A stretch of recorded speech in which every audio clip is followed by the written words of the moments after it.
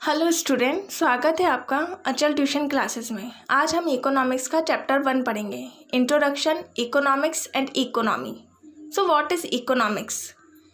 Production, distribution and consumption की study को ही economic बोलते हैं। प्रोडक्शन जैसे फार्मर जो भी प्रोड्यूस करते हैं उसको कितना खरीदा गया और कितना हमने फ्यूचर के लिए सुरक्षित रखा है, सेफ रखा है, इन सब की स्टडी को इकोनॉमिक्स बोलते हैं। The one definition is here, Adam Smith definition, जो 1776 में दी थी। उनने कहा था कि हमारे नेचर से हमने जितना प्रोड्यूस किया है और उसको कितना नेशन की वेल्थ के लिए यूज़ किया है, उसी की स्टडी को इकोनॉमिक्स बोलते हैं। What is economy?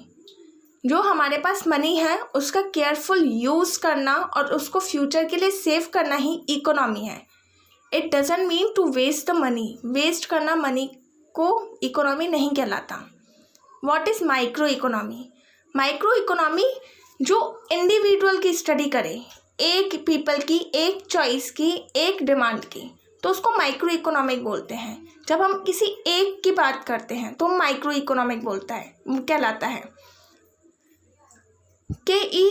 बॉल्डिंग says micro economics is the study of particular firm. जब हम एक फर्म की स्टडी करें, एक हाउस होल्ड की स्टडी करें, means it shows the individuality और अ वन, एक को शो करता है। Now the characteristics of micro economic, it is concern with the study of individual unit in the economy. Economy में इंडिविजुअल यूनिट की study करवाता है।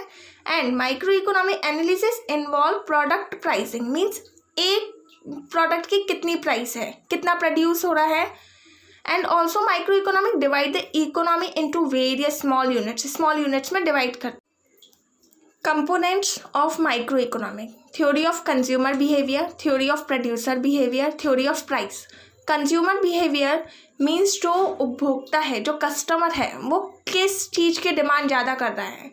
प्रोड्यूसर बिहेवियर मतलब किस चीज़ को प्रोड्यूस ज़्यादा किया जा रहा है, किस चीज़ के प्रोड्यूसिंग का टाइम है। एंड प्राइस तो सबसे ज़्यादा मेन है कि किस प्रोडक्ट का कितना प्राइस है। आपने एडवर्टाइजमेंट देखा होगा, जैसे कोलगेट के साथ ब्रश फ्री। सो ये शो करता है कि कितना हम प्रोडक्शन बढ़ाना चाहते हैं।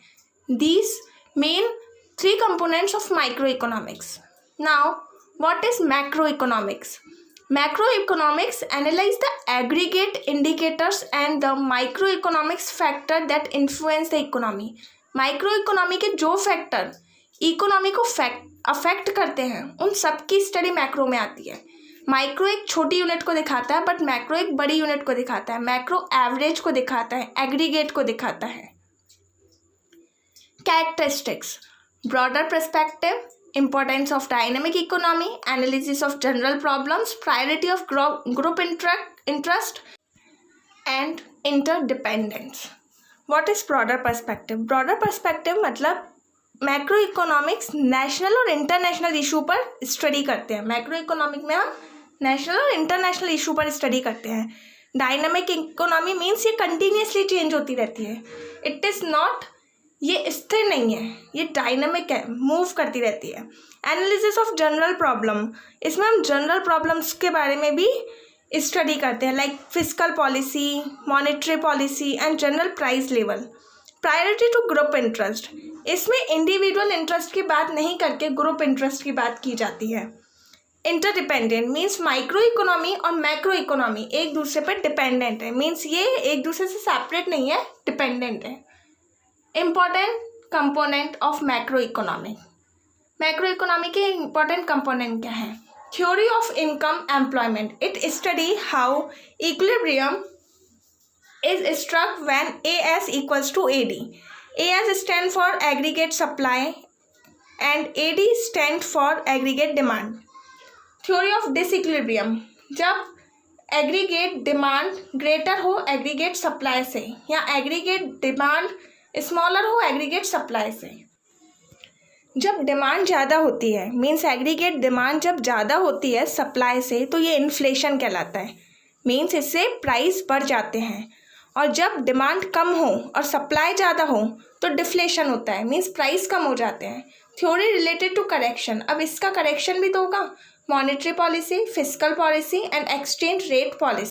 What is monetary policy? Monetary policy जो मनी की सप्लाई पर और क्रेडिट पर फोकस करती है, मींस बैंक से कितना क्रेडिट पे किया जा रहा है लोगों को और कितने क्रेडिट की डिमांड है। फिस्कल पॉलिसी, गवर्नमेंट के बजट पर फोकस किया जाता है फिस्कल पॉलिसी में। मींस बजट है, अगर उसकी में मनी की कमी है तो उससे इकोनॉमी पे कितना अफेक्ट होगा, क्या अफेक्ट होगा, कैसे उसको सॉल्व किया जाए, सब कुछ फिस्कल पॉलिसी में है।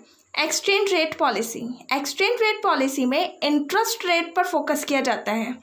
बैंक से जो इंटरेस्ट लिया जाता है, बैंक से जो लोन लिया जाता है वो कितने इंटरेस्ट पर लिया जा रहा है, इस पे फोकस किया जाता है।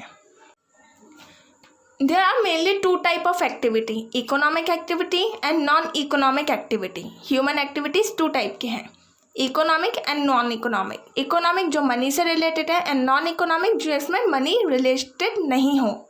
Economic activity like profession, employment and business. Profession means आपका प्रोफेशन कौन सा है, either you are doctor, teacher.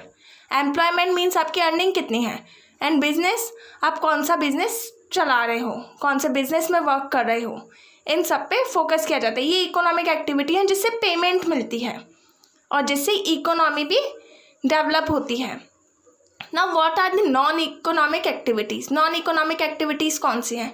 वो एक्टिविटी जो मनी पे कंसर्न नहीं करे, लाइक मम्मी का अपने बच्चे को प्यार करना और डॉक्टर का अपनी फैमिली को सर्विस देना without money. So these are non economic activities.